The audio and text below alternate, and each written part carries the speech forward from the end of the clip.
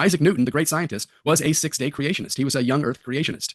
Now, if you were to take Isaac Newton, the great scientist, back to Moses' day, when Moses was writing Genesis and talking about creation in 6 days, not more than a few thousand years ago, and you were to walk Newton and maybe take Moses with us on a trip through history, you'll find that all the great empires, Egypt and Babylon and the Medes and the Persians and the Greeks and the Romans, were all evolutionary empires. They were all based on some kind of view of evolution. And there have been lots of people who have written that Darwin was not the first guy who came up with this idea of evolution.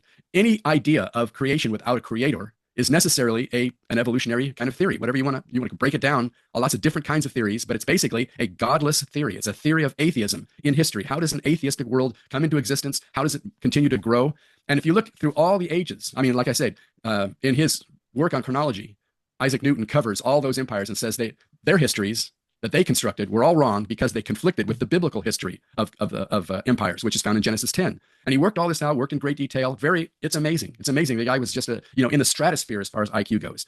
But he's working through the Egyptians, the Babylonians, Medes, Persians, name your empire. They were all evolutionary, and he rejected them all. There was nothing that they had to contribute. We get to the Greeks and the Romans, and it's still a question of Jerusalem versus Athens. It's still a question of theonomy versus autonomy. And the basic driving goal behind evolution, I would say, it's a substitute religion. It's a substitute for the Christian religion, for the biblical religion. And it is religious. And there are a lot of good professors who would say, yeah, technically speaking, it's a religion. Religion isn't just what you do on Sunday. It's your life. It's your worldview. And this worldview, there's a conflict between theonomy and autonomy. And all the evolutionary views, all the evolutionary philosophers, they were in favor of autonomy, and they rejected theonomy. And you go through history, all the philosophers, from the Greeks through the Middle Ages, up until Darwin, and then past Darwin.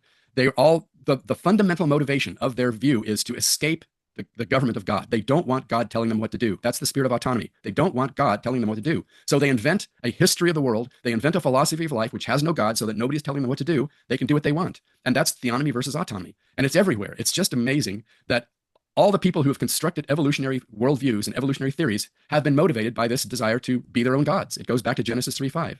And I think the way I would like to put it is that evolution is a religion that was invented to justify archism. And you look also through history, and there's a close relationship between the scientists and the state, between the historians and the state. They all serve the state, and the state is the epitome of autonomy. It's the great focus, it's like if you have a magnifying glass and you focus the sun on the object you're looking at to start a fire or something like that.